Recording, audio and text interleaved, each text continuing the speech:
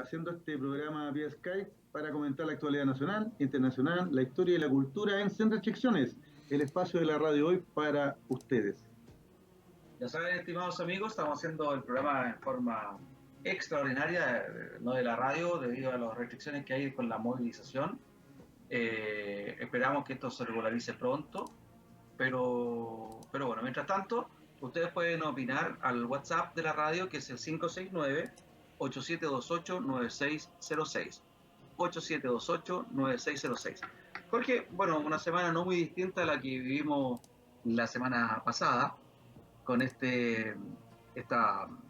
estallido de la presión social, de la situación que está ocurriendo en el país, pero como que, a ver, no muy distinta, pero sí distinta, ¿cierto? Tiene ciertos atenuantes que la hacen diferente, ¿no es verdad? Ciertos matices. Por ejemplo, la marcha se hicieron desde el domingo pasado, que se hizo una actividad cultural en el Parque O'Higgins. Se han hecho marchas todos los días, o una convocatoria, mejor dicho, la Plaza Italia todos los días. El viernes pasado, que fue feriado, jueves y viernes aquí en Chile, también hubo una marcha multitudinaria convocada que se esperaba que fuera más grande que la del viernes anterior, una convocatoria que se hizo a la Plaza Italia, donde fue mucha gente, menos que la vez anterior. No fue el 1.200.000 personas que fue la semana anterior, tampoco fueron las 20.000 personas que calculó Carabineros junto con la Intendencia. Es lo que iba a comentar, o sea, el nuevo intendente daba la impresión de querer como minimizar la convocatoria dando cifras que no eran reales. Tú estuviste en esa convocatoria y me señalabas que la cantidad de gente era más gente que la de un clásico por lo menos, ¿ya? Y ahí estamos hablando de por lo menos 50.000 personas, ¿no es cierto? ¿Ya? Y tal vez más. ¿Ya? Uno que lo estaba viendo desde la televisión y mostraban imágenes de drones, imágenes de edificios, se veía mucha gente, se veía la plaza Italia ocupada. Yo te puedo decir que, bueno, yo caminé por Vicuña Maquena desde Avenida Mata, pude llegar fácilmente a la Plaza Italia, no hubo problema, no había la aglomeración de gente que no te dejara llegar. Ya se juntaba gente un poco a la altura de la embajada argentina. Por el Parque Bustamante se veía más gente a esa altura. Llegamos fácilmente a la Plaza Italia y después, cuando la cosa se puso media pesada, nos fuimos caminando por la Alameda hacia el centro y siempre estuvimos gente. Es decir, por lo menos muy copado de gente hasta Irene Morales, y después para allá mucha gente, sobre todo en el GAM, no copado, no una cosa así de que estuviéramos apretados, pero había mucha gente que andaba ya yendo y viniendo. Y luego otro foco de manifestación estuvo frente al Cerro Santa Lucía, y de ahí ya hasta Humada la cuestión sí que estaba apretada. Hubo una marcha bien grande hasta Humada, por eso digo que no hubo las 22.000 personas. Uno compara con el estadio. Había mucha más gente que en un estadio nacional lleno. O sea, tú me lo comentaste, que recuerda que estábamos conectados por WhatsApp y viendo la situación, yo la iba viendo en la televisión, ¿ya? Y veía las cifras tímidas que daba el intendente. Bueno, yo creo que también es la misión que le dieron a este nuevo intendente, ¿no es cierto?, de generar como una especie de clima de que esto va minorando, va disminuyéndose y se va, entre comillas, normalizando la situación. También las noticias han hecho énfasis en las pérdidas de los pequeños comerciantes, ¿no es cierto?, los locales, los restaurantes, ya producto sobre todo el sector de Plaza Italia y alrededor, ¿no es cierto?, y la zona del centro. ¿Ya? Y también se ha hecho énfasis, ¿no es cierto?, en la vandalización de espacios públicos, monumentos, ¿ya? Entonces, como yo lo tomo casi como una estrategia de ir de una manera aminorando el impacto que ha tenido esta semana, ¿no es cierto?, la movilización social. Pero tú señalaste algo que es re interesante. El día viernes no eran 1.200.000 personas, pero era un feriado largo. Era jueves, viernes, sábado, domingo, y sin embargo el nivel de convocatoria no bajó. Y no ha bajado porque te digo que, por ejemplo, este día lunes, nuevamente vimos una cantidad importante de gente circulando en el centro. O sea, es como que lo que está pasando en el centro de Santiago, e insisto, amigo mío, en el centro de Santiago no es toda la ciudad, no es toda la capital, ¿ya? Sino que el sector del centro de Santiago, yo diría entre Bandera y la Plaza Italia, ¿ya? En que a partir de las 5 de la tarde, la gente se toma la Grande Alameda y comienza a transitar por ahí. ¿Ya? O sea, yo te digo que ayer a las 5 de la tarde ya había marcha, ya a la altura de San Antonio con Alameda, frente a la iglesia de San Francisco, y ya a las 7 de la tarde ya no se, ya no se veía ninguna movilización. A las 8 cierra el metro, y por lo menos que muchas personas, ¿no es cierto?, se empiezan a ir más temprano, y pareciera que todo terminara a las 5 de la tarde, y a las 5 de la tarde en adelante es otra ciudad. Estoy de acuerdo contigo, Jorge. Obviamente la labor del gobierno, entre otras cosas, mantener el orden público, ¿no es cierto? Esa es una labor fundamental. Y ha tratado de que lleguemos a la normalidad, tal como estabas diciendo tú, y tratando de decir que estamos todos normal. Los medios de comunicación también lo están haciendo. Los canales abiertos, como se llama, están transmitiendo, ya no están transmitiendo las manifestaciones, y como tú bien dices, ha habido manifestaciones todos los días, a las 7 de la mañana. Hay diversas convocatorias, todos hemos tenido la ocasión de ver ese panfleto que anda dando vueltas por las redes sociales, donde hay diversas convocatorias, a las 7 de la mañana todas en las calles, de las 5 de la tarde manifestaciones en la Plaza Italia, otras veces fue manifestaciones en Los Héroes. Lo que ha pasado es que finalmente el metro se ha cerrado más temprano, el metro que está con funcionamiento reducido por los graves daños que ha recibido, está cerrando más temprano. Las micros también se están guardando más temprano, porque el metro llega a una parte y las micros llegan a los suburbios, ¿no es cierto? Exacto. Se están yendo más temprano, entonces siempre está costando el retorno. El retorno a casa es el que está costando y el que está causando mayor incomodidad en la población. Esto mismo se ha traducido en que ya la gente se empieza a desgastar. Sabemos que hay un desgaste natural. Claro. Es imposible mantener, es como cualquier producto en marketing, es imposible mantenerse en el pic de la curva si es que no hay algo nuevo. La decadencia ha sido poca, menos de la esperada, pero hay decadencia, porque es una situación natural. La gente se está cansando, la gente que estamos yendo a trabajar se está cansando de estar muchas horas arriba del Transantiago, se está cansando de tener menos servicio, se está cansando también de los desmanes que estamos viendo. Podemos discutir latamente el origen de los desmanes. Claro. Sabemos que nuestro público sabe cuál es la opinión que tenemos, pero esos desmanes están causando el efecto esperado por unos e inesperado por otros. ¿Cuál es el esperado por unos? Es justamente que la gente se descuelgue. El ciudadano a pie, que estuvo en esas 1.200.000 personas en la Plaza Italia, que no tiene ninguna militancia política, no tiene ningún interés de ningún grupo político, ningún grupo anárquico, ni mucho menos, se está cansando y se está bajando esta marcha. Los que están quedando entonces son los más radicalizados y los grupos sociales que vienen con una lucha social, valga la redundancia, hace mucho tiempo. La mesa de la unión social o la unidad social está compuesta por una variedad de grupos. Por ejemplo, está la CUT, está la CONFECH, está la FECH, está la FED, la FEUC, está la Confederación de Trabajadores de la Salud, y entre paréntesis están en paro, está la Confederación de Trabajadores Bancarios, está la Confederación de Trabajadores del Cobre, y está también otros grupos más disímiles e incluso menores en número, que son como grupos medioambientalistas, grupos por la diversidad de género, etc. Son como 20 agrupaciones que están en esta mesa. Y esas agrupaciones son las que mantienen en alto esta movilización. Sí, y fíjate que mientras te escuchaba, viendo cómo esta movilización la sigue manteniendo, ¿no es cierto?, la redundancia, el movimiento social, ¿ya?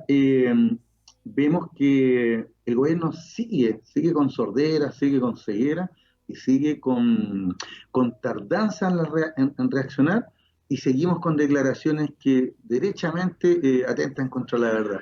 Yo no sé si nuestros amigos auditores vieron en las redes, han tenido oportunidad de leer o escuchar la entrevista que la BBC le hizo al presidente Sebastián Piñera, donde declara, suelto de cuerpo, que él ha estado en las marchas. Lo dice, pero no te lo puedo creer. Exactamente, mira, ha sido meme, chiste, broma.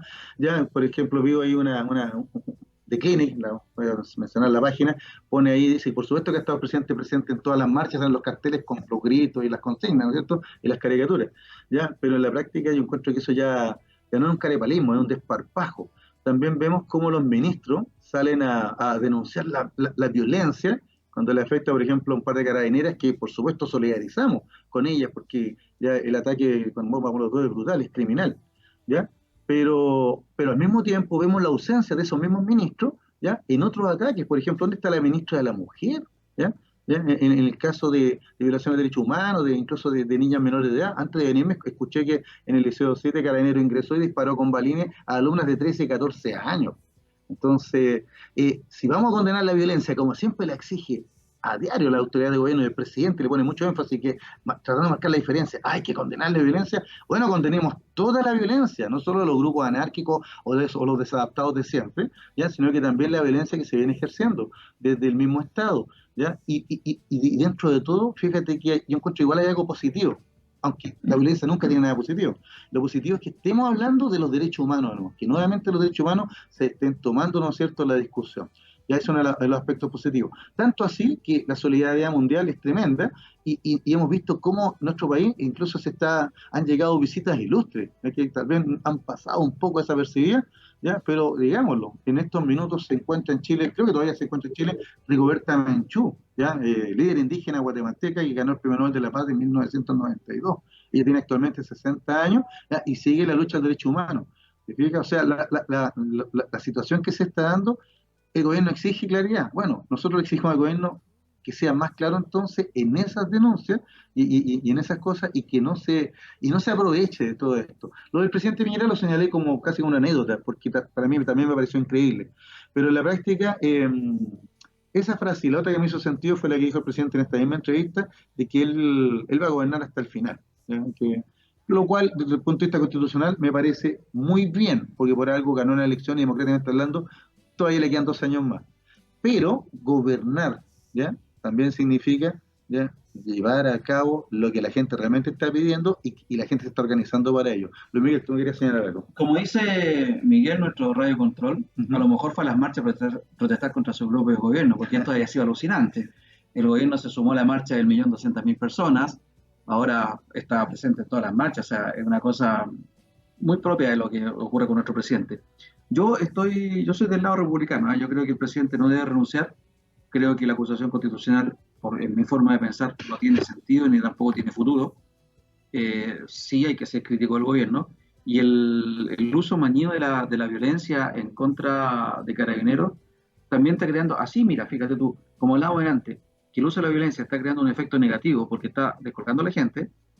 Este tema de la defensa corporativa, de cómo está trabajando carabineros, también ha creado un efecto contrario. La gente ya no está respetando a carabineros, las burlas que habían respecto de esta desgracia de las carabineras que fueron atacadas con una bomba molotov, hoy día fueron una burla en todas las redes sociales. O sea, por ejemplo, decían, eh, nunca hubo una GoPro de carabineros funcionando, ni cuando se estaba quemando el metro, ni cuando estaba el saqueo del hotel del Principado, ninguna de esas cosas, pero ahora justo estaban funcionando cuando las carabineras fueron atacadas. También hacen un asunto, una comparación. Dos carabineras atacadas por Molotov y sale el presidente, sale el ministro del Interior, salen todos a hablar. Sin embargo, con todos los muertos que tenemos y la cantidad de heridos que han perdido sus ojos por el uso de los perdigones de parte de carabineros, el gobierno no ha hecho ni una sola mención. Es más, el general director de carabineros ha respaldado el actuar de sus funcionarios diciendo que actúan dentro de la ley. Ya hay evidencias en que no lo han hecho. Las redes sociales podemos ver furgones de carabineros atropellando manifestantes. Eh, Aparte de carabineros abusando de manifestantes que están reducidos y que les siguen golpeando, les siguen pateando en el suelo. Entonces, el efecto ha sido el contrario. La gente ya está escéptica de todo lo que sale de carabineros. La gente ya no les cree. Y eso, yo digo, por fin se está reflejando en las encuestas, porque esto venía hace rato que venía el desprestigio de carabineros, pero siempre en las encuestas aparecía como una de las instituciones más respetadas.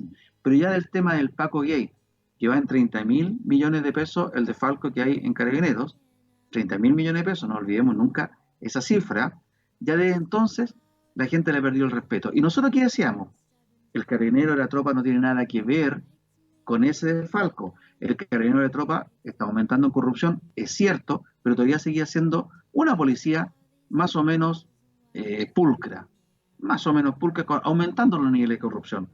Pero ahora, con lo que ha ocurrido ahora, en estos momentos, en que es la tropa justamente la que está atacando a los manifestantes, está hablando incluso de una policía desclasada.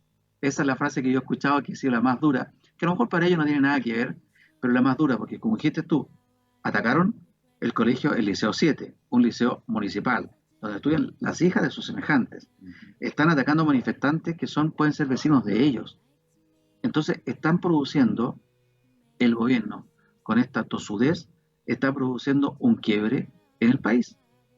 Y se está manifestando justamente la crítica a Carabineros. Y quiero terminar, Jorge, para pasarte la palabra. Me parece bien que el presidente de la República no renuncie y que gobierne hasta el último día del mandato. Pensé que cuando tú hiciste la frase gobernar, pensé que lo ibas a decir. Que esté presente el presidente desde el día jueves, que no aparecía en televisión. Aparece ahora para dar medidas que no dejan contento a nadie. La gente necesita soluciones en educación, en la salud y en las pensiones. Soluciones inmediatas.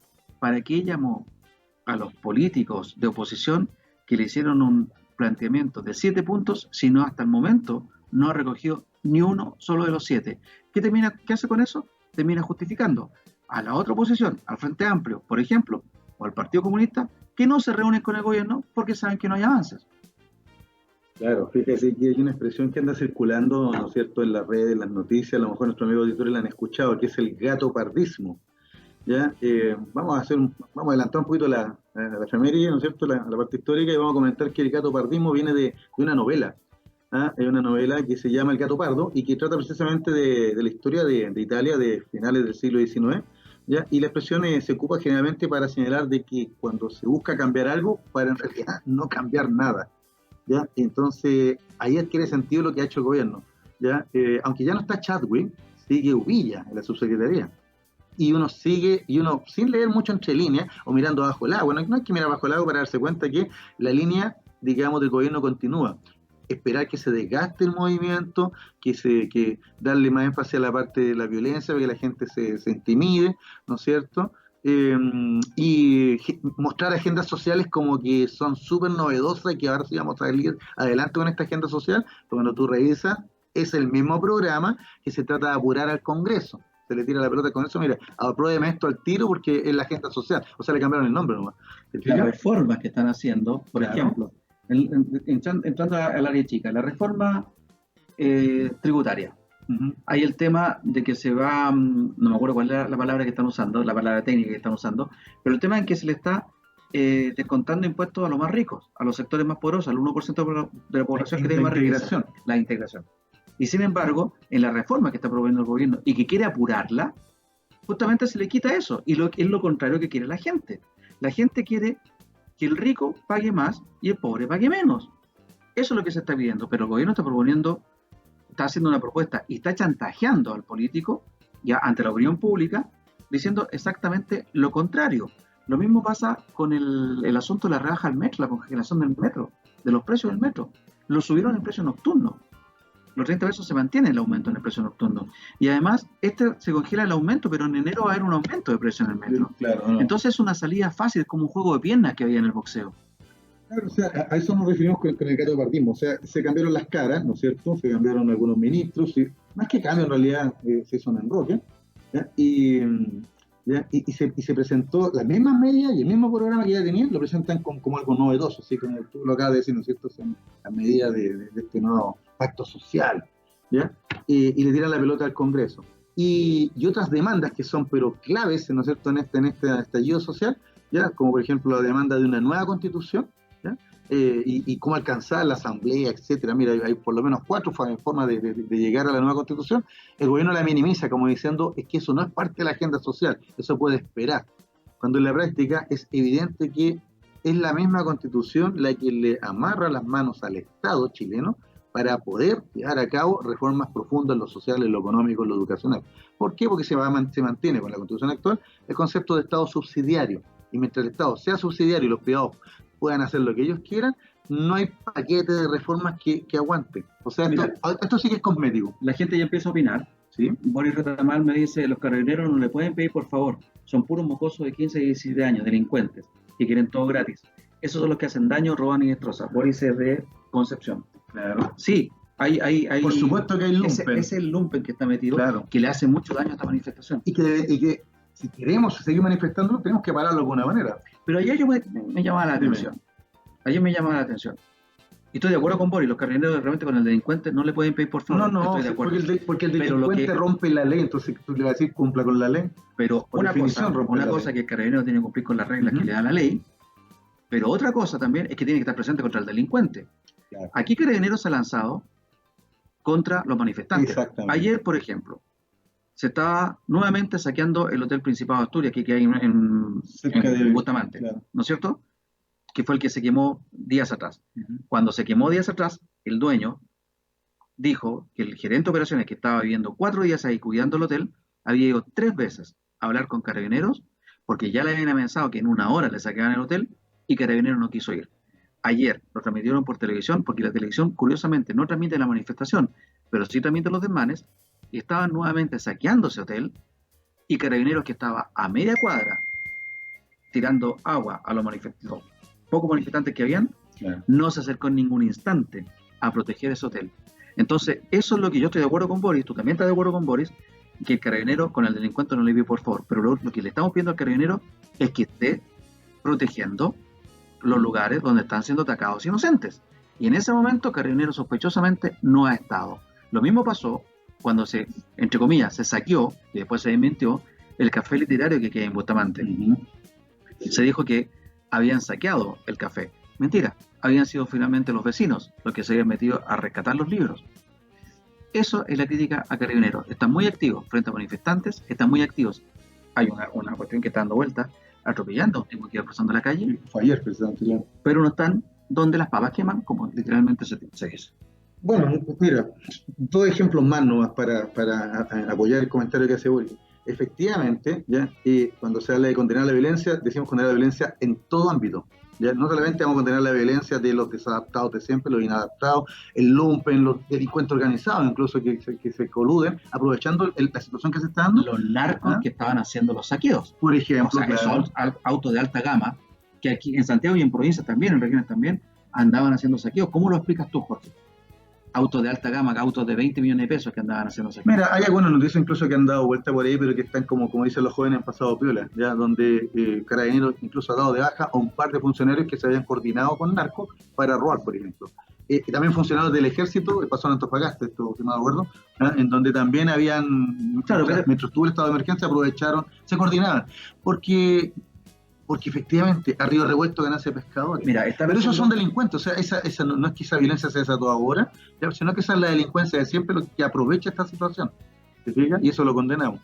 Pero yo lo que estoy de acuerdo contigo es que no puede ser que Carabineros aplique la misma brutalidad de violencia ya contra, no sé, contra las parvulares que estaban manifestándose el otro lunes, ya, o contra, como lo acaba de decir, jóvenes de 13 a 14 años que en su labilidad no controlan sus impulsos, o estudiantes de colegio, ¿no es cierto?, como lo que acabamos de ver en la tarde, ¿ya? Niñas de 14, 15 años que han sido baleadas con balines dentro de su propio establecimiento. Claro, se estaban tomando el colegio, sí, pero esa es la manera de responder, ¿te fijas? Así, mira, si esto sigue así, el gobierno no solo es responsable, el ministro del Interior y el presidente.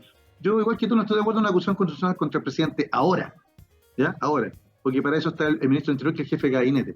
¿Ya? Así que esa acusación sí que creo que va sí o sí, ¿ya? Pero es evidente que este clima, ¿ya? Si bien es cierto, partió con una protesta en juvenil de 30 pesos por el metro, ¿ya? Fue de alguna manera, el clima fue impulsado, ¿ya? Por esta declaración de guerra que hizo el presidente en su minuto, ¿ya? Tratando de polarizar la situación. Están conmigo, están contra mí. ¿Se fijan? Y por eso que teníamos entonces la violencia que tenemos, porque la gente le recogió guante y le dijo, estamos contra usted. Estamos contra usted. La estrategia comunicacional que siguió el gobierno. Claro. Como lo comentamos la semana pasada, una estrategia que viene de los 80, la de INACOS, donde era, tal como dices tú, o conmigo o contra mí, y yo soy el orden, yo soy el otro es el caos. El otro es el caos, exactamente. Y eso es lo que está usando. Me llama la atención, sí, que ahora lo vuelvan a usar de nuevo. Es decir, esa manipulación de la violencia es claramente, digamos, están siguiendo la línea comunicacional de los asesores que están en el gobierno. Y la que es víctima también es la pobre Carla Rubilar. Carla Rubilar, que se perfilaba tan bien para ser gobernadora o volver a ocupar un puesto de elección popular, ahora aparece, desgraciadamente, como una caricatura. Con todo respeto lo digo. explicando lo inexplicable, lo que creo que ni siquiera ella se lo cree, porque ella es una mujer que tiene mucho sentido social, tiene también mucho sentido político.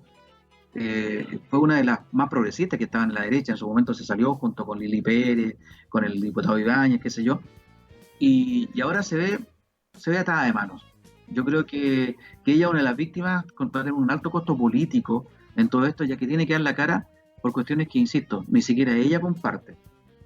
Claro, fíjate que mientras te escuchaba y lo de Carlos Ruler, tú tienes razón. El gobierno es como que vuelve a tomar esta estrategia, esperando el desgaste. ¿Y saben por qué, amigos míos auditores? En mi humilde opinión, para mí está súper claro.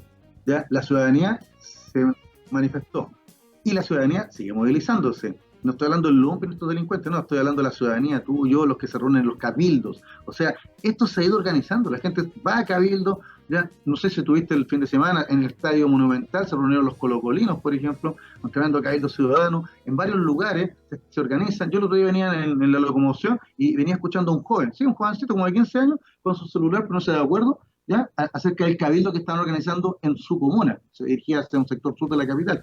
O sea, la ciudadanía, no cientos, sino que miles de ciudadanos en todo el país se están reuniendo, están conversando. ¿Y de qué están conversando? ¿De la violencia? No.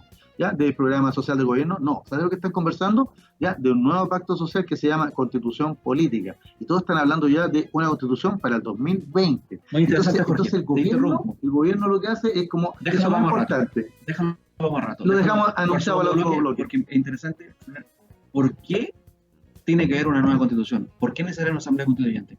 Lo vamos a conversar en el próximo bloque. Nos vamos a comerciales ahora y volvemos dentro de unos 3 a 4 minutos. Él nos escucha. Ya pasó Halloween. Me habían invitado a una fiesta de Halloween y dije, chiste. Ya estamos al aire y estamos de vuelta entonces con el segundo bloque del programa de día 5 de noviembre del año 2019. Profesor Araya, en su calidad de del magisterio, ¿ah? ¿Por qué no nos explica brevemente, sí, pues, señor? Por favor, brevemente.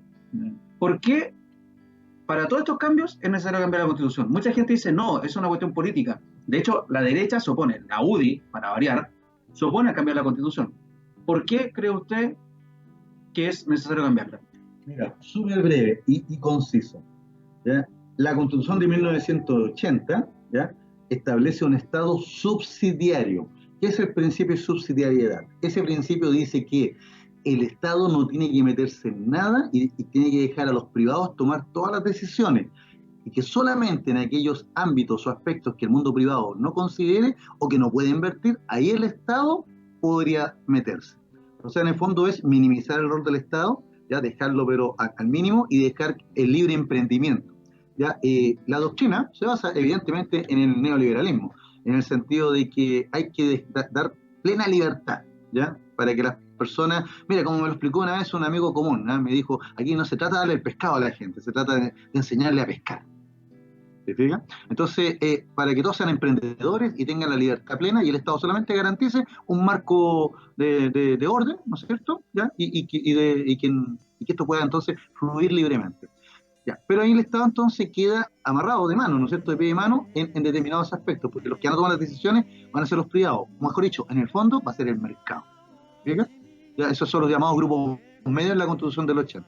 Entonces, ¿por qué cambiar la Constitución? Porque tenemos que devolverle al Estado, o mejor dicho, desatarle las manos al Estado para que pueda volver a hacerse cargo ya de cuestiones tan básicas como la salud, la educación o las pensiones. ¿Se fija? Que con la Constitución actual, por el principio de subsidiariedad, no puede abordar. O sea, en otras palabras, amigos míos, cualquier reforma que quieran hacer, ¿ya?, para mejorar pensiones, salud, educación, lo que sea, que eso es lo que a la gente le interesa, es imposible con la Constitución actual. Porque se pueden hacer las leyes, pero recuerden, hace 3 semanas atrás, cuando se estaba discutiendo lo de las 40 horas, ¿qué dijo el gobierno? Acudiremos al Tribunal Constitucional.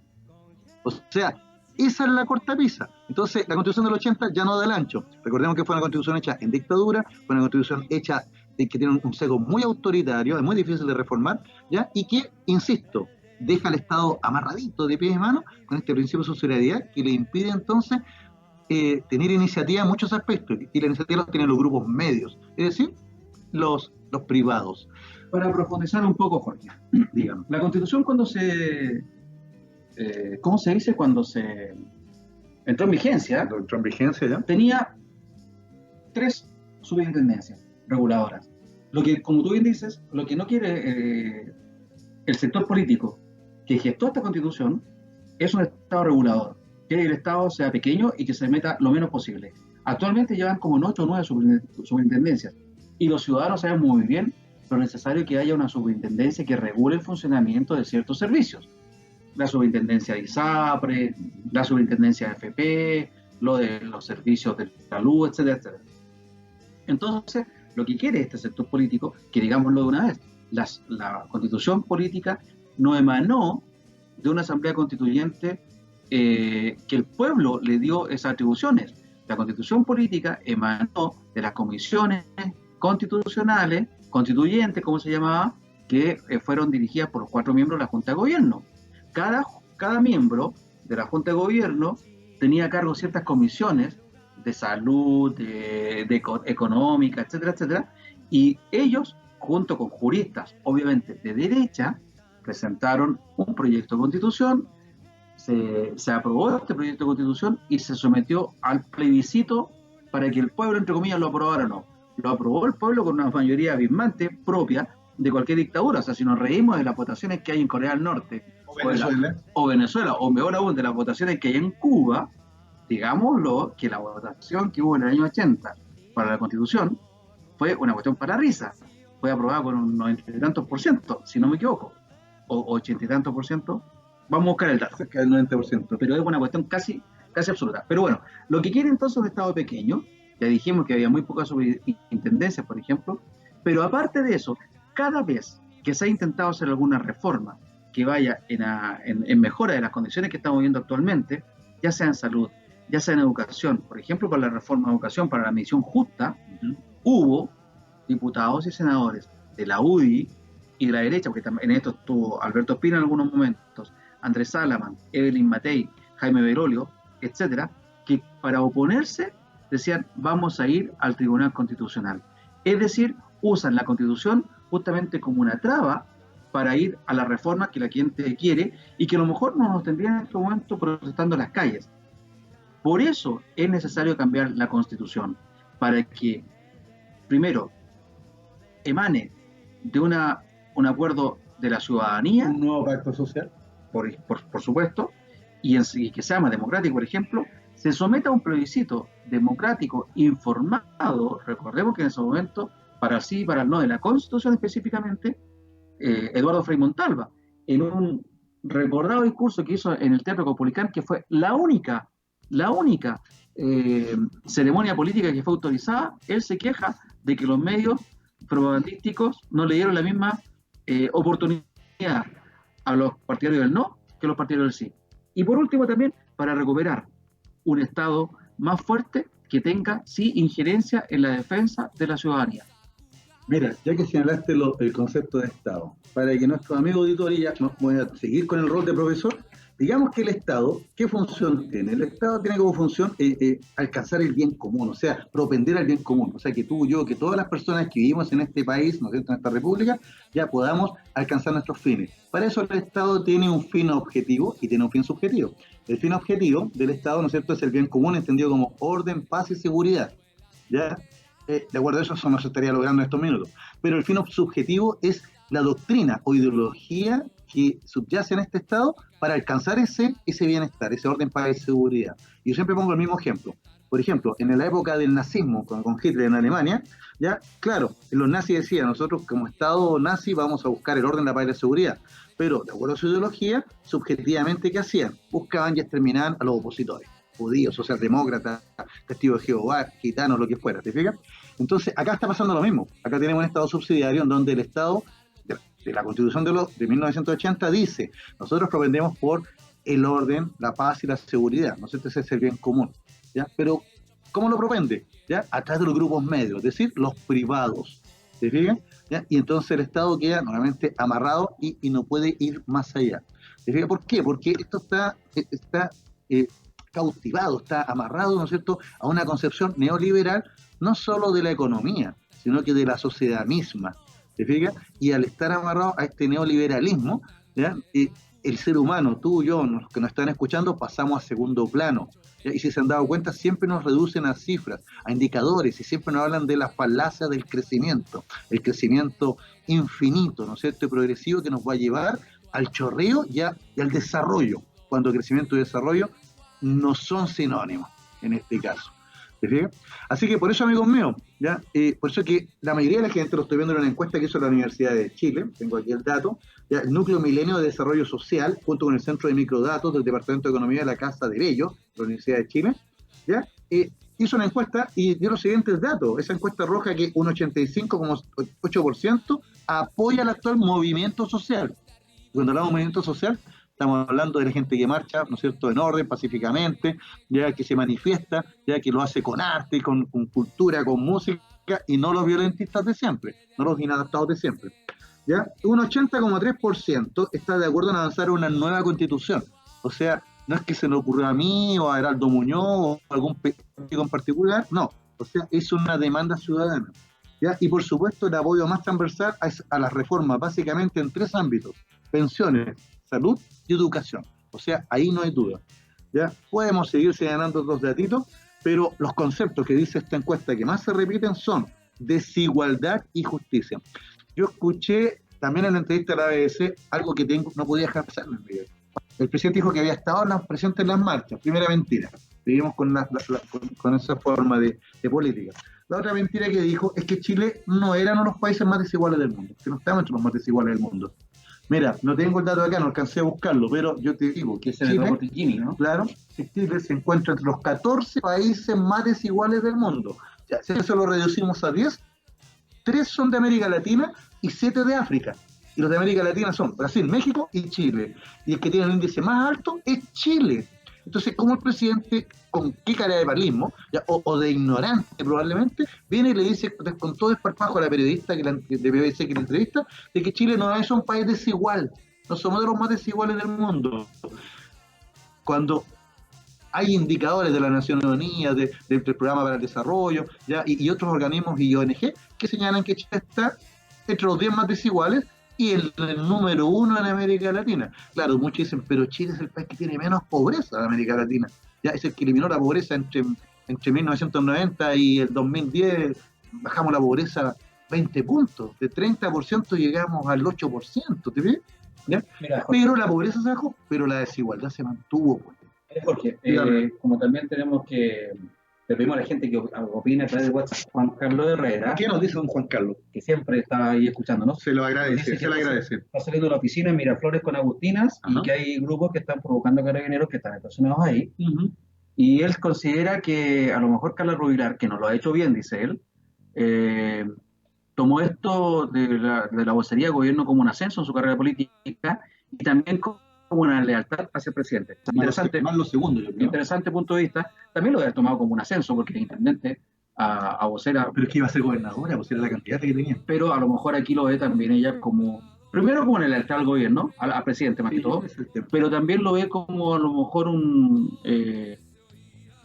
trampolín para volver a ser diputada. Gracias por el aporte, Juan Carlos. Tú estabas haciendo mención a la encuesta que hizo la Universidad de Chile. Según la OCDE, Chile es uno de los países más desiguales que hay en el mundo. ¿Viste? Estaría entre los 14 más desiguales, lo que dice el mostrador. Okay. Y según un diario uruguayo, la Red 21, que 14 de los 20 países más desiguales del mundo están en Latinoamérica y en África. Exacto. O sea, estamos comparados, pero con el tercer mundo, con donde no nos gusta que nos metan. ¿No? Con el negrito. Con los negritos, exactamente. Te digo, ¿quién hizo esa comparación? ¿Ya? El senador Osandón, pues, el ex alcalde de Puente. Ya él muchas veces ha señalado ya de que tenemos 2 Chiles. Ya uno va a una parte de Santiago y estamos en Suecia, ya en Noruega, en Dinamarca, ya, y uno va a otros sectores de la misma capital o de provincia y estamos en Angola, en Mozambique. ¿Te fijas? O sea, él ya lo venía criticando y eso que es un hombre del mismo sector, ¿ya? ¿Te fijas? Así que... Mira, entre los 10 países más desiguales del mundo figura Sudáfrica, Haití, Honduras, Colombia, Brasil, Panamá, Chile. Ahí está. Nos supera incluso Ruanda, Costa Rica y México. Mira, me llama la atención, ¿sí? Colombia es un país más desigual que Chile. Brasil también es más desigual. Esto es una fuente del Banco Mundial, del año 2016. Eh, Costa Rica, nunca pensé que Costa Rica tenía problemas Tanta desigualdad. de desigualdad. Pero sí Chile está entre los países más desiguales del mundo, y tú lo dijiste. Efectivamente se ha reducido la pobreza. Se redució la pobreza para estándares internacionales y también para el acuerdo vecindario. Pero la última comparación que salió es que los más ricos de Chile vivían como los más ricos de Alemania y los más pobres tenían nivel de pobreza Mongolia. Exactamente. Eso es la última comparación, es para que nos vamos ubicando dónde estamos. No somos el jaguar de Latinoamérica o el tigre de Latinoamérica como fuimos en un momento. Y el otro día escuché algo muy interesante, una comparación, cuando la alegría venía o no venía. Nosotros hemos dicho en este programa que la alegría llegó porque nos da la libertad para hablar como estamos hablando. Como lo estamos haciendo ahora. Pero no fue la alegría que esperábamos, ¿no es cierto? Pero los primeros años de la bonanza, ¿te acuerdas cuando estaba Foxley en el Ministerio de Hacienda? Que incluso había periodos de ajuste porque el país crecía tanto que no podía soportar tanto crecimiento. Vivíamos a bonanza y parecía que llegaba la alegría. Pero esa misma política social fue produciendo después de fase, como alguien me lo comparó, el chorreo, cuando venía el chorreo, se llenaba la taza y lo que sobraba le iba a caer a los más pobres. ¿Qué hicieron los más poderosos? Aumentar la taza, aumentar el vaso. Entonces nunca se fue produciendo el chorreo. Y eso fue, creo que la semana pasada lo mencioné, un amigo me lo comentó, y lo dice Felipe Lamarca, en una entrevista, Felipe Lamarca, ex presidente de Rosarios, sí, en una entrevista del año 2005 que anda por ahí dando vuelta, dice que si no sacamos un poco la tapa de la presión, se nos viene un estallido social. Lo dijo hace 14 años. Sí. Y cuando el arzobispo Goich habló del sueldo ético, que debe haber sido más o menos por esa época, nos reímos. ¿Cómo financiaba primero que todo? Porque aquí el problema del financiamiento, todo se reduce a números, ¿te has fijado? Sí, es que eso es lo que decía yo, el modelo neoliberal nos reduce a eso, a cifras, ¿no? Los grandes daños que causa la manifestación. No nos damos por la causa de la manifestación, nos vamos por los grandes daños. El semáforo, que según el alcalde Alessandri, el alcalde de Santiago, cuesta 40 millones de pesos. Mentira. El otro día un tipo en la radio, contratista, dice que cuesta 4 millones de pesos y que para la municipalidad, por el volumen que lo compran, cuesta 2 millones de pesos. Cuando se quemaron las bancas en una catedral, en una iglesia en Valparaíso, los curas salieron a decir que cada banca costaba 1 millón de pesos, Jorge. ¿Que lo pague el diezmo, güey? Bueno, en el fondo todo se reduce a dinero, ¿no es verdad? Entonces, digamos las cosas ahora como son. Cuando el sueldo mínimo de los obispos Goich se tradujo a dinero, dijeron, bueno, ¿y cómo se financia? Y tenían cómo financiarlo. Ahora se está hablando incluso de un perdonazo al CAE. Es decir, se podía perdonar el CAE. Y no solo eso, no sé si tú viste también hoy día las cifras de las utilidades de la AFP, nuevamente obscenas, no sé, ¿no? ¿Ya? Pero, pero ¿qué hace el gobierno? Tira un paquete de medidas sociales, dicen ellos, ¿ya? Que va a reventar al fisco, pero que no toca a las clases privilegiadas. ¿Entiendes? O sea, en otras palabras, Piñera nos dice, vamos a hacer esto, vamos a hacer lo otro, vamos a subir aquí, vamos a subir allá, pero ¿sabe qué, amigo auditor? Usted y yo lo vamos a seguir pagando a través de los impuestos, no los más ricos. ¿Se fija? Y en 2 años más, cuando este gobierno se vaya y no sea reelegido, porque probablemente le deja la tarea muy dura a los de su mismo sector, y venga otro gobierno, ese gobierno tenga que recoger los pedazos ya de unas arcas fiscales ya reventadas, ya que ellos le van a echar la culpa al costo social. Pero nosotros sabemos que no es eso, es la mirada, o la falta de mirada, mejor dicho, social, que tiene un modelo deshumanizador, que es el neoliberalismo y que está en Chile encasillado, ¿no es cierto?, enclaustrado en la Constitución del 80. Pero, ¿sabes, Miguel? Me da mucha alegría ver esta encuesta de lo siguiente. Mira lo que nos dice Miguel. La alegría está más perdida que lo hace que hablaba del precio. Es que lo hace quedó en llamas, por Miguel, en eso estamos. Oye, amigos míos, que la gente no está tan perdida. El gobierno es que está perdido, pero la gente no, porque mira lo que leo acá. En esta misma encuesta de la Universidad de Chile señala que 4 de cada 5 encuestados cree que el conflicto social se destrabará si se convoca a instancias de discusión ciudadanas para hacer surgir propuestas.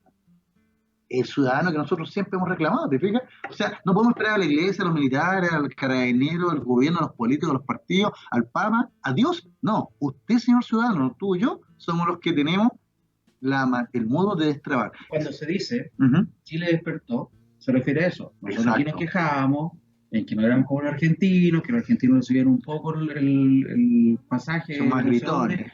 y quemaban los trenes en Once. Bueno, aquí Claro, nos demostraron que efectivamente también queman el metro. Y Chile despertó en cuanto a ciudadanía, por lo que tú mencionaste en el bloque anterior, en los cabildos. exactamente. En los cabildos que se están haciendo en forma espontánea. El otro día yo participé en un cabildo y son las mismas dudas que tenemos todos, ¿sabes? Ujú. Porque, ¿cómo se canaliza esto? ¿Para qué sirve? ¿Lo van a tomar en cuenta? Perfecto. Pero se está haciendo un ejercicio ciudadano, un ejercicio que era súper necesario, creo yo, que la gente hablara de política y hablara de política sanamente y hablara de cuáles son los intereses que tienen, cómo sueñan un país.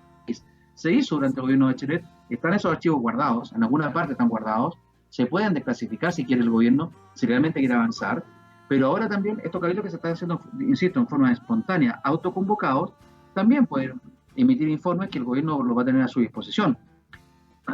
Muchas veces los cabildos sirven de catarsis. No se, no se dan ideas, no se dan propuestas, pero sirve de catarsis. Catarsis. El vecino cuenta lo que le pasa a él, Exacto. el jubilado cuenta la miserable pensión que tiene, cómo vivió los 80. Está el estudiante que tiene la visión de ahora, Exacto. un estudiante que te dice, por ejemplo, que la dictadura sigue. Ganó el no, pero ganó el sí, definitivamente. Solamente escondimos los milicos, decía el otro día un vecino. Cosas así que son muy interesantes de saber. Por eso Chile despertó, porque la ciudadanía ya no está pidiendo a alguien que los guíe, está por sí sola. Exactamente, en esta encuesta de la Universidad de Chile lo dice claramente, dice, la gente está buscando principalmente ser tomada en consideración a través de cabildos o asambleas constituyentes y que se les escuche. Doy algunas cifras, ¿ya? 76.7 de los encuestados muy disconforme o disconforme con la actual constitución. 80.7, muy importante o bastante importante que se cambie la constitución política. Y un 83,9% totalmente de acuerdo con que se cambie la constitución. O sea, señor Piñera, señor Blumel, nuevo gabinete, UDI, Renovación Nacional, partidos de gobierno, escuchen a la gente, pues.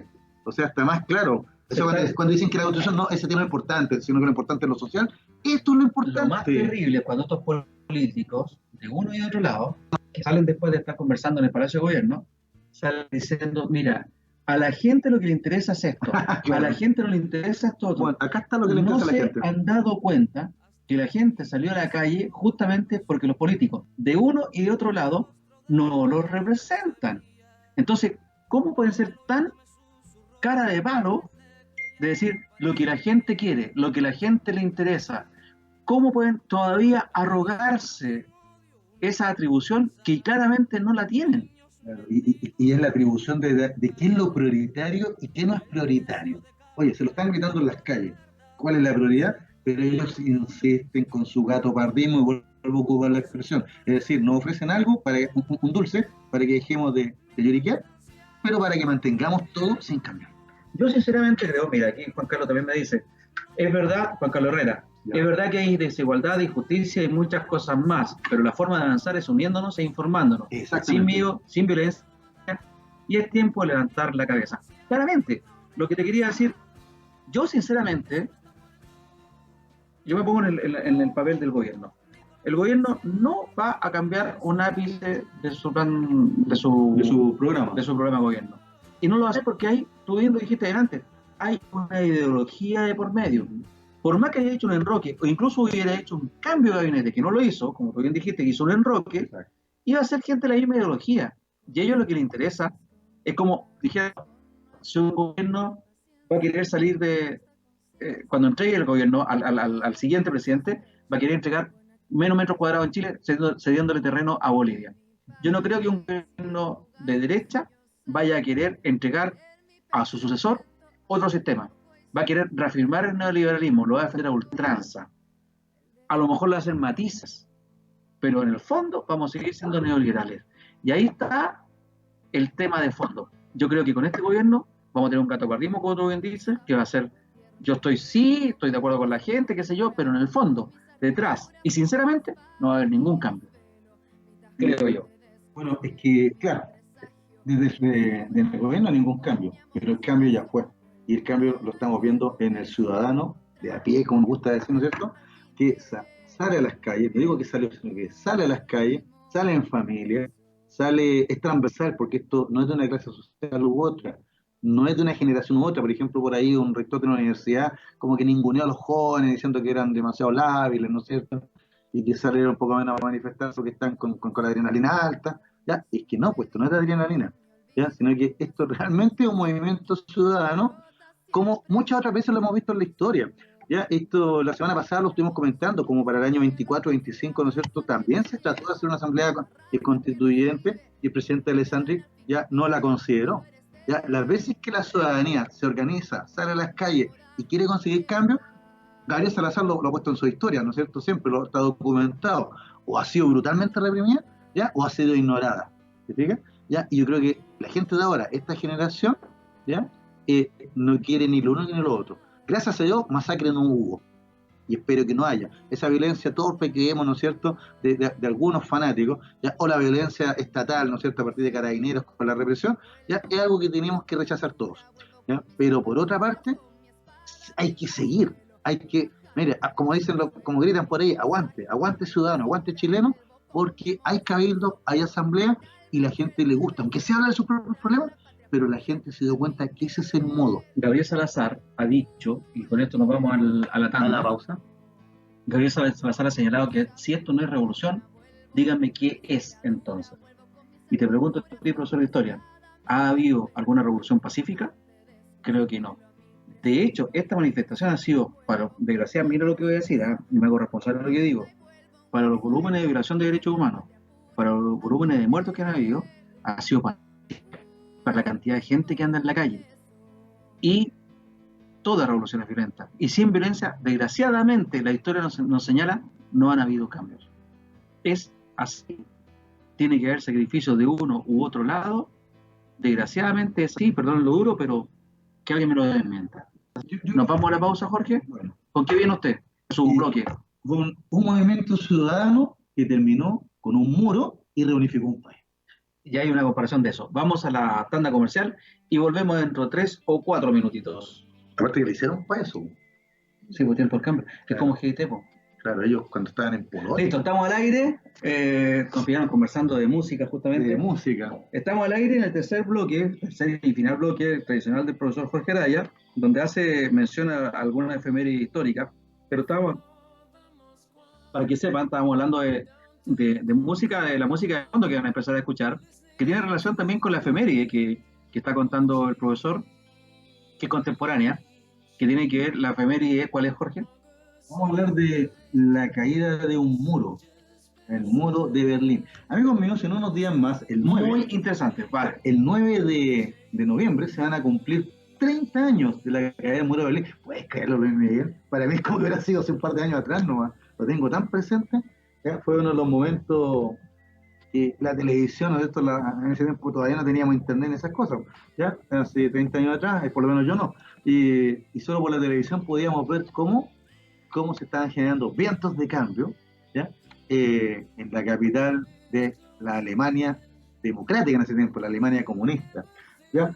Mucha gente tal vez que nos está escuchando son jovencitos, deben tener menos de 30 años, nacieron para los 90, finales del siglo, ¿ya? Y para ellos esto solamente es una efeméride en un libro. Pero para ti, para mí, para otros de nuestros auditores tal vez que son mayores tal vez, ¿ya? Esto fue algo que, aunque no estuvimos ahí, igual lo vivimos, ¿ya? Y fue impactante. Porque ahí se hace carne lo que estamos señalando, la ciudadanía movilizándose, ¿ya? La ciudadanía saliendo a las calles pacíficamente. Fíjate que en la caída de Muro de Berlín, uno de los datos que me llamó la atención es que no hubo ninguna víctima. O sea, la gente se movilizó, fueron a las plazas, se juntó 1 millón de personas. Mira, 1 millón de personas bastó para que cayera un muro. Y acá en Chile, 1.200.000 todavía no pueden hacer entender al gobierno. ¿Te fijas? Entonces, todas esas cosas me hicieron sentido y aunque quería comentar tal vez otras cosas, pensé que esto era lo más atingente, no solo por los 30 años, sino para que vean que no es solo una frase, no un cliché, cuando decimos que la historia nuestra la hacen los pueblos. Porque efectivamente usted, Luis Miguel, nuestro amigo auditor y los que nos escuchan, ¿ya? Somos los pueblos, ¿ya? Y hacemos historia. Miguel, el radio controlador, nos dice que nació en los 90, pero aún así le impacta este hecho. Las fotos son muy potentes, no me imagino ustedes que lo vivieron. Claro, lo vimos por la tele, sí, pues, ¿ya? Pero yo tuve la oportunidad de hablar con algunos que sí estaban en Berlín. Hablé una vez con un estudiante de intercambio que era cubano. Yo me acuerdo que justo le había tocado la caída del muro, bueno, toda la emoción había por haber. Porque para que andamos con cosas, Luis Miguel, para esos años la sensibilidad estaba muy fuerte. Y nosotros en el 88 habíamos derrotado la dictadura con el plebiscito, ¿ya? Y creíamos que el arco iris, ¿no es cierto?, de la concertación nos iba a traer la alegría, ¿no es cierto? ¿Ya? Así es. Para 1989, en Berlín, una ciudad capital dividida, ¿ya? Este movimiento social hizo caer un muro que tenía casi 28 años ya dirigido, y que simbolizaba no solo la división de la ciudad, sino que la división del mundo. Ya, porque recordemos que en esos años todavía se estaba viviendo la Guerra Fría. Ya, aquí hice una pequeña cronología, ¿no es cierto?, modo didáctico para que nos ubiquemos, ¿ya? Y hablar un poquito del origen de todo este asunto. Fíjate que para 1945 termina la Segunda Guerra Mundial y los soviéticos son los primeros en llegar a Berlín. De hecho, hay una batalla brutal ahí, toman la ciudad y después llegan los americanos y Berlín queda dividido en 4 zonas de ocupación. Una soviética, Berlín del Este, y 4 zonas occidentales, perdón, 3 zonas occidentales, y así 4 de aliados, 3 occidentales, que son Francia, Inglaterra y Estados Unidos. ¿Ya? Resulta que para 1948, Estados Unidos quiso, ¿no es cierto?, aplicar toda una reforma económica al marco alemán, al Deutsche Mark, que era el marco alemán. Pero para graficarlo un poco, ¿Sí? Berlín está en medio de la República Democrática de Alemania. En la parte oriental, claro. Es la capital de la RDA, porque la capital de la RFA, de la República Federal de Alemania, es Bonn. Bueno, claro. Entonces, Berlín está en el medio de la RDA y la zona de los aliados es la que está rodeada de un muro. La zona que de Estados Unidos, claro, de Inglaterra, Gran Bretaña y de Francia. Eso está rodeado de un muro y lo separa también de la zona oriental, que es la Unión Soviética, y del resto de la RDA. Exactamente, qué bueno que lo aclaraste. Lo que yo quería especificar era por qué se hizo eso. Pasa que Alemania va a quedar dividida igual, ¿no es cierto? Todo el territorio alemán. La parte occidental va a quedar con los aliados, Gran Bretaña, Francia, Estados Unidos, y la parte oriental con la Unión Soviética. Pero Berlín está en la parte oriental, ¿te fijas? Entonces, pero va a quedar dividido igual que el resto del territorio, en esta zona. Ya, cuando los norteamericanos, británicos y franceses unan todas sus zonas, ya van a tratar de aplicar un modelo económico capitalista, ¿no es cierto? Ya, liberal, con el dólar, etcétera. Occidental, ya, y la Unión Soviética se va a oponer a eso. Entonces los soviéticos ya en 1948 van a tratar de sacar a los occidentales de ahí, ¿no es cierto?, Estados Unidos y sus aliados, ya con un bloqueo, el famoso bloqueo, que nosotros lo hablamos, ¿te acuerdas que hablamos del bombardeo de dulces? Ya, del Candy Bomber. Bueno, eso... Pero de ahí, el tema es que desde 1948 hasta 1960, que 10 millones de... Plan Marshall, acuérdense. Lo hablamos, el Plan Marshall, donde los aviones estadounidenses venían de la RFA y pasaban directamente a Berlín Occidental. Exactamente, y entonces así se mantuvo casi años el famoso puente aéreo. Entonces, desde 1948, 49, casi 3 millones de alemanes, porque se escapaban, cruzaban de Berlín Oriental y ahí escapaban a la Alemania Federal. Y todo el gobierno, la República Democrática, ya tomaron una medida, ¿ya? Pero lo hizo de una manera física, la construcción de un muro. Ya por aquí yo tenía el dato que el muro solamente era una fractura de Berlín en una pura parte, pero en realidad no. Acá tengo el dato. El muro medía 155 kilómetros, ¿ya? El resto era el Berlín Occidental, ¿te fijas? ¿Ya? Okay, vamos acercando más al micrófono. Sí, disculpa, me alejé un poco. ¿Ya? Entonces 155 kilómetros de muro que rodeaban toda la parte occidental y solamente 3 de esos kilómetros nosotros, como veíamos en las películas, etc. ¿Te fijas? Era una barrera formidable, Luis Miguel, porque tenía casamatas, tenía perros, tenía... Era sanguinaria, porque claro, no era una pared, imaginaba, era un muro que Alemania en dos. No, o sea, si bien la dividía en dos, pero la dividía en lo que era Berlín. Nada que era una extensión del muro en algunos 300 metros, porque venía vallas, como lo que se llaman las vallas papales. Se llamaban dientes de Stalin. Exacto, venían las zanjas, claro. había cordones de alambres de púa. Exacto. Después estaba el muro, unas minas de vigilancia. Era una una situación salvaje deseamiento que tenía la gente. Entonces, era ahí se echando ¿ya? Bueno,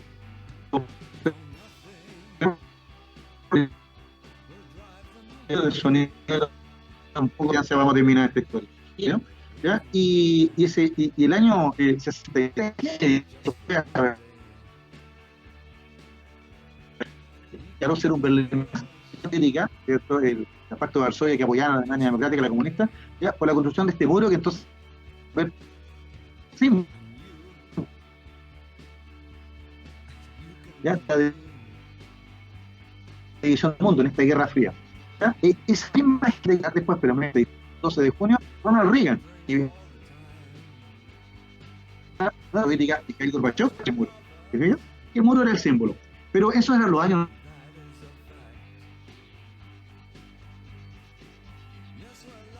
de reforma, el construimiento de la de países del Pacto de Varsovia. En el fondo lo que hace Gorbachev es decir que el Pacto de Varsovia, el grupo militar que tenía la Unión Soviética y sus aliados, no va a intervenir ante las reformas que se den.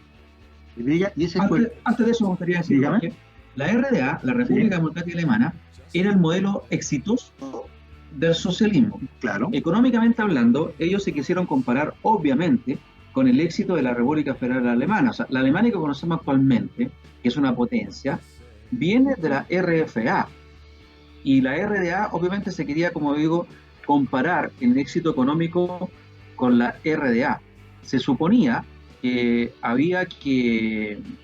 la propaganda soviética decía que el muro era porque la gente de Occidente se quería venir a Berlín Oriental. Era así de alucinante la propaganda que había. Hay películas muy, muy interesantes que hablan de esa época donde dominaba la Stasi, que era la equivalente a la CNI chilena, el servicio secreto de la República Democrática Alemana. Los topos, hay unas películas que se llaman así, y muestran también cómo la gente alemana se la ingeniaba para huir del régimen soviético y pasar por debajo o por sobre el muro. Hubo cuestiones que lo hicieron a través de globos, hicieron túneles subterráneos, hay imágenes dantescas donde la gente que va corriendo se degolla prácticamente con los alambres de púa, o los fusilan directamente porque los militares alemanes tenían la orden de fusilar, de disparar a morir. Entonces, es una cuestión muy interesante. Me dice Miguel, me acordé de Puente de Espías, con Tom Hanks, dirigida por Spielberg, muy buena película. Claro,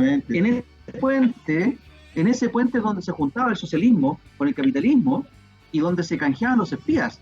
Como dijo Jorge, la Guerra Fría. La Guerra Fría es una etapa muy interesante en la historia de la humanidad. Y eso alguna vez la vamos a poder estudiar y analizar a fondo.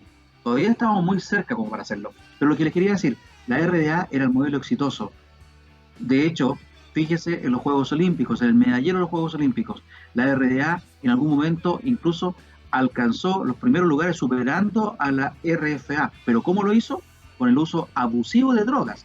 De hecho, cuando se unifica la Alemania, que se pensó que la Alemania iba a ser la gran autoridad deportiva en el mundo, dado que si sumábamos las medallas arrasaban con todo, como vinieron inmediatamente los controles antidopajes, inmediatamente cayó el rendimiento de los equipos alemanes, específicamente los alemanes orientales. Claro. Mira, el tema aquí es que hacemos un paralelo, ¿no es cierto? Un parangón con lo que está sucediendo en Chile con estos 30 años de la caída del muro de Berlín. ¿Por qué? Porque el muro no cayó porque sí. Entonces hablamos que Gorbachev, el líder de la Unión Soviética, ya había, ¿no es cierto?, en sus reformas dictado el hecho de que el Pacto de Varsovia no iba a intervenir en estos procesos reformistas de los países de Europa Oriental. Y entonces esto parte en Checoslovaquia, parte en Hungría, ¿no es cierto? Incluso, ¿te acuerdas, Luis Miguel, unos meses atrás que tuvimos que señalaste la efeméride, ya, de que se habían reunido muchos alemanes que iban de vacaciones, ya, a un camping en Hungría y aprovechaban de cruzar la frontera, Austria, Serbia, por ejemplo, y se empezaron a escapar? ¿Por qué? Porque ya Hungría y Checoslovaquia empezaron, digamos, a tomar otras normas, ya, a relajar estas normas fronterizas tan firmes de la época de la Guerra Fría.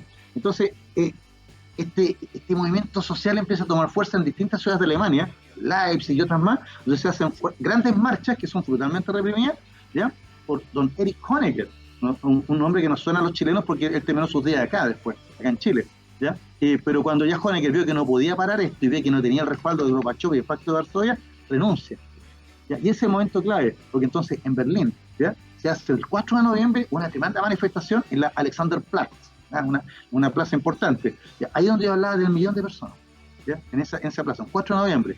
Y resulta que 5 días después, el 9 de noviembre, tipín 11 de la noche, la gente se empieza a golpear por rumores, ¿no es cierto?, ya en el muro, ¿ya?, porque el rumor era de que se iba a permitir pasar sin salvoconducto, ¿ya?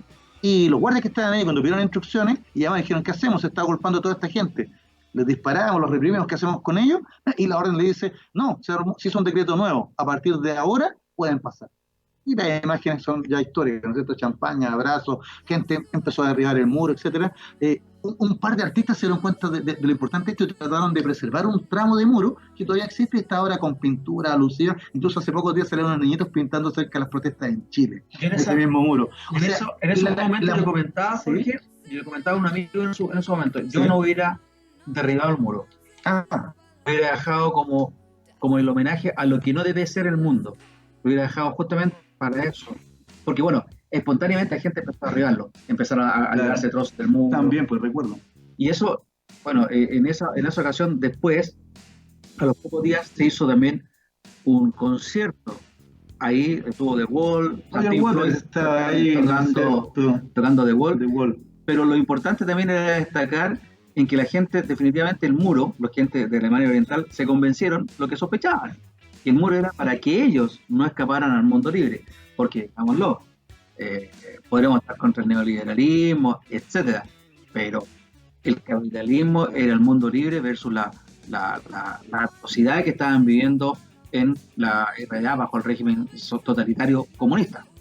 Básicamente la atrocidad a la que tú te refieres es que en una economía centralmente planificada, ya si se equivoca, ¿ya?, en el programa, si cometen un pequeño error de cálculo o lo que sea, todos lo sufren. ¿Ya? El mejor ejemplo es la gran hambruna que hubo en 1955 con el gran salto adelante en China, donde millones de chinos murieron de hambre por el mal cálculo que hizo el gobierno de Mao en ese minuto. Y por eso que se acusa a los comunistas ¿no es cierto?, de asesinos. En realidad fue el hambre que mató a toda esa gente por una mala decisión. Miguel me dice, hay partes que quedaron del muro. Una compañera de la universidad viajó a la Alemania, los vio y dice que es una experiencia sobrecogedora. Estoy de acuerdo, no lo tengo la oportunidad, no he tenido la suerte de hacerlo, pero creo que es el sobrecogedor. Más aún, para nuestra generación, y vio la división, alcanzamos a vivir la Guerra Fría, ¿no es cierto? Alcanzamos a vivir también los regímenes de Margaret Thatcher, de Ronald Reagan, que no fueron tampoco de los más dulces, digamos, ¿no es cierto? Y alcanzamos a saber cómo seguía la Unión Soviética de Leonid Brezhnev, de Nikita Khrushchev, y después con Mikhail Gorbachev, el gran traidor según los comunistas. Pero Gorbachev partió su gobierno con la Glasnost y la Perestroika, y ambas cosas que significaban un poco libertad de prensa, libertad de expresión, libertad de movimiento.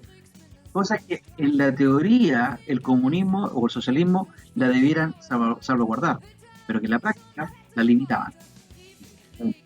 Como te digo, esta historia no termina ahí, ¿no es cierto? No termina un 9 de noviembre, que vamos a celebrar, vamos a conmemorar 30 años desde la caída de este muro, sino que termina un año después, Luis Miguel, porque 11 meses después, Helmut Kohl, que era el canciller alemán en esos años de Alemania Federal, ya va a conseguir lo que algunos tenían aprensión en su minuto, pero que era un anhelo histórico de los alemanes, y fue la reunificación. Y qué importante la reunificación alemana, ¿sabes por qué? Porque fue incruenta y sobre todo porque hasta el día de hoy, cuando uno revisa en términos económicos, ¿ya?, quién es el que ha sostenido en estas crisis que hemos tenido mundiales, ¿no es cierto?, ¿ya?, y quién sigue siendo un gran actor de la Unión Europea hasta el día de hoy, es precisamente esta Alemania unida, esta Alemania que iba a cumplir 29 años, ¿ya?, porque 70 cayó el muro, un año después, en 1990, se reunificó Alemania, y no fue la amenaza que todos creían que iba a ser. Yo te quería decir, para cerrar, Jorge, porque se nos va el tiempo, desgraciadamente. Te quería decir, cuando se unifica el muro, cuando se abren las fronteras, se juntan familias. Claro. Y yo quiero que nos retengamos un ratito en eso. Nosotros hemos sufrido el exilio eterno. ¿Cuál es el exilio eterno? La gente que se fue arrancando del régimen de Pinochet, después creó familias en el exterior. Y sus hijos se quedaron en el exterior. Y la gente que se fue quiso volver a Chile. Dividió la familia para siempre. En Berlín también se unificaron junto con la unificación de Alemania se unificaron familias, hermanos, padres, tíos, primos, lo que sea, se unificaron. Y lo que te quiero decir también, en estos momentos, en Alemania, los sectores más pobres de Alemania son los sectores de la Alemania, ex Alemania Oriental. Y justamente corresponden porque el Estado alemán, el financiamiento, el ex Estado federal y el Estado capitalista, digamos, no ha llegado con las inversiones hacia ese sector. Los sectores más marginales del actual exitoso modelo alemán están en la ex Alemania Oriental. En minutitos me dejan de programa y por eso les voy a recomendar a nuestros amigos auditores que si pueden vean esta película porque aparte es muy entretenida, muestra también el cambio. No sé si tú viste esta película, Miguel, by Lenin, Es muy entretenido. ¿no es cierto? En donde, le voy a hacer el spoiler al tiro para que la busquen y la vean, ¿ya? En donde justo se produce la caída del muro, ¿ya? Y la unificación y la reunificación alemana, ¿ya? Y un hijo, ¿ya? Que tiene una mamá muy comunista, ¿ya? Pero totalmente comunista, pero que está enferma, él, cuando la mamá despierta y de su enfermedad y le tiene que volver a traer a su casa, él le trata de mantener toda la imagen como que Alemania, la República Democrática Alemana todavía existe, ¿ya? Incluso le graba en VHS, le graba programas para que ella siga viendo el comunismo, ¿ya? Y eso es lo más simpático, porque se están produciendo las grandes transformaciones y la señora sigue creyendo que vive en la unidad comunista. ¿Por qué hago relación a eso? ¿Por qué hago relación a eso? Porque parece que en el gobierno hay gente que está igual, no se da cuenta que la gente está en las calles con las transformaciones, pero ellos siguen viendo el mismo canal y el mismo programa de 30 años atrás. Muy bueno. La historia es nuestra. Espérame, hay una parte donde muestra también a la gente que está huyendo de Alemania Oriental hacia Alemania Occidental, claro, y el muchacho con los VHS, claro, lo que hace diciendo, mira, la gente se agolpa por entrar a Alemania Oriental, el comunismo, el éxito del comunismo. Es alucinante. Jorge, la historia es nuestra. Y la hacen los pueblos. Muchas gracias, Miguel, por el trabajo que hiciste, por el esfuerzo que estás haciendo de ponernos esta señal en el aire. Jorge, palabra al cierre. Gracias, Dani Marilicán, por el espacio, a Miguel por el manejo, la música, nosotros los controles, a ti por la invitación semana a semana. Ya esperamos que esto, que podamos retomar, ¿no es cierto?, la normalidad para que nos escuchemos mejor, pero mientras podamos, sin restricciones, va a estar al aire para que nuestros amigos auditores se informen, comenten y opinen. Hasta la próxima semana. Muchas gracias, Jorge. Bye Bye Lenin, la película que recomienda. La otra es Los Topos, que habla ya de la Stasi, la sociedad que vivieron la gente que vivía en ese régimen totalitario. Estamos contra los regímenes totalitarios, vivimos bajo un régimen totalitario y no los queremos de vuelta. Soy Luis Miguel Ramales, le doy las gracias. Muy buenas tardes, nos vemos el próximo martes. Y este programa también, a contar de mañana, está en Spotify.